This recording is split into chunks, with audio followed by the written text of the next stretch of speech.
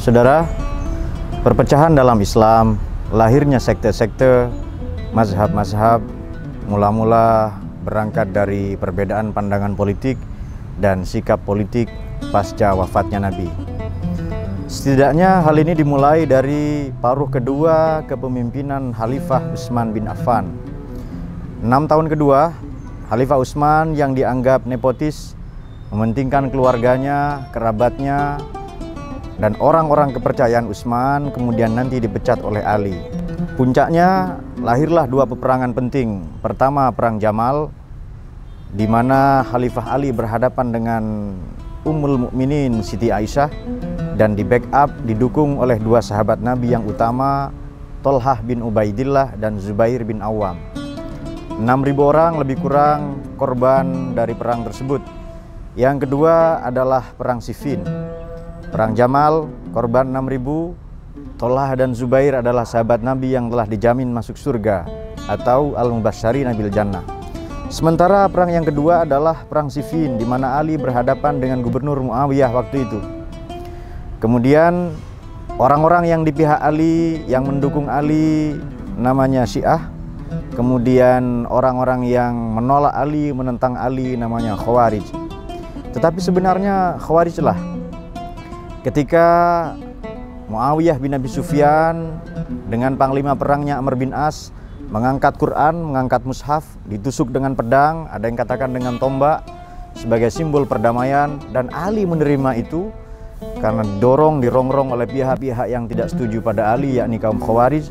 Tapi begitu Ali menerima tawaran itu, mulailah terjadi perpecahan-perpecahan. Walhasil ada dua kubu. Pertama kubu Muawiyah, kubu Ali. Kubu Muawiyah ini didukung oleh seorang diplomat ulung, politisi ulung namanya Amr bin As. Sementara kubu Ali didukung oleh diplomat atau juru bicara, juru runding namanya Abu Musa al-Asy'ari. Ketika dua-duanya bertemu, disepakatilah bahwa Ali meletakkan jabatannya sebagai khalifah, Muawiyah meletakkan jabatannya sebagai gubernur, dan secara sepihak diangkatlah Muawiyah sebagai khalifah. Sejak saat itu lahirlah propaganda atau politisasi agama atau agamaisasi politik. Dan orang-orang yang menolak Ali, kaum Khawarij itu, yakhrujuna min aliyin, keluar dari Ali dan Muawiyah, menginisiasi, menggagas pembunuhan pada Ali, Muawiyah, dan Amr bin As. Tetapi hanya Ali yang terbunuh di Masjid Kufah 17 Ramadan tahun 40 Hijriah. Namun demikian, setelah Ali terbunuh, konflik tidak kunjung reda. Bahkan sahabat Nabi bertanya, kenapa ketika engkau memimpin, kenapa ketika engkau menjadi khalifah, umat Islam sedemikian terpecah belah?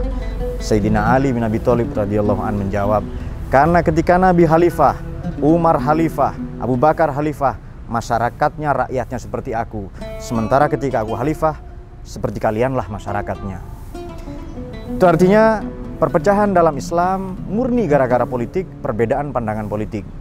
Yang kedua, sejak saat itu lahirlah gerakan radikalisme atau radikalisasi atas nama agama, teror, pembunuhan, dan lain-lain atas nama agama. Saudara, jangan lupa yang membunuh Sayyidina Ali, Abdurrahman bin Muljam, hafizul Quran, hafal Quran, qaimul lail, kalau malam tahajud, shaimun nahar, kalau siang berpuasa, dan jidatnya ada tanda hitam karena dia ahli ibadah. Tetapi kenapa dia membunuh Ali? Karena menurut Abdurrahman bin Muljam, Ali kafir. Ali menyepakati hukum undang-undang manusia yang dibikin di Dumatul Jandal. Tahkim, arbitrase, undang-undang manusia. Seharusnya undang-undang dari Tuhan. La hukma illallah. Barang siapa tidak menggunakan hukum Quran, kafir. Kalau kafir, halal darahnya dan wajib dibunuh. Inilah awal mula radikalisme dalam Islam. Kemudian fundamentalisme.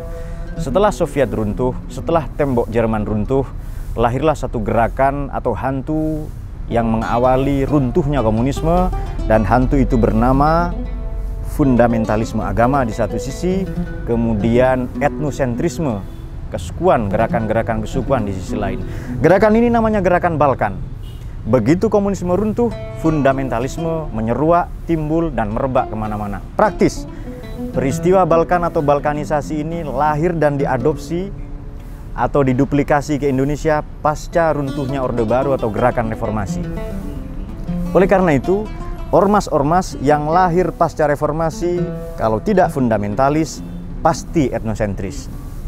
Jadi radikalisme berawal dari sejarah Islam pasca wafatnya Nabi, fundamentalisme dan etnosentrisme lahir dari gerakan Balkan atau runtuhnya Soviet dan runtuhnya tembok Jerman.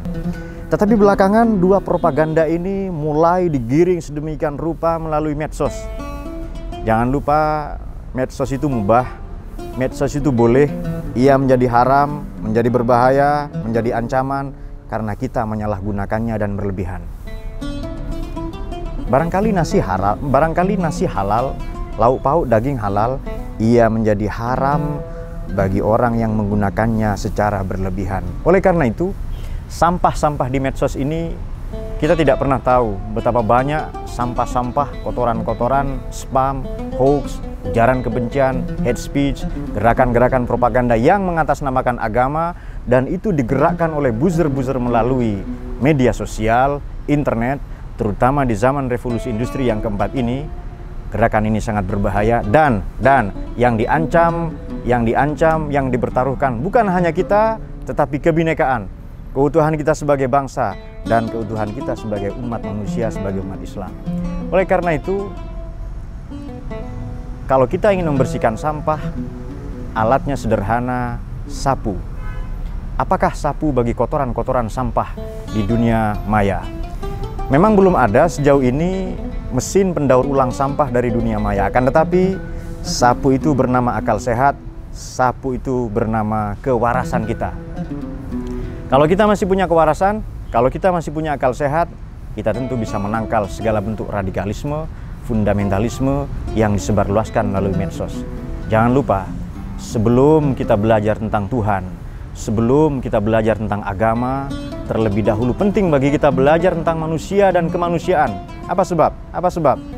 Kalau nanti kita membela agama, kalau kita nanti membela Tuhan kita tidak lupa bahwa kita manusia. Kita manusia, kita bukan Tuhan, tidak punya otoritas benar salah, tidak berhak mengkafir-kafirkan yang lain.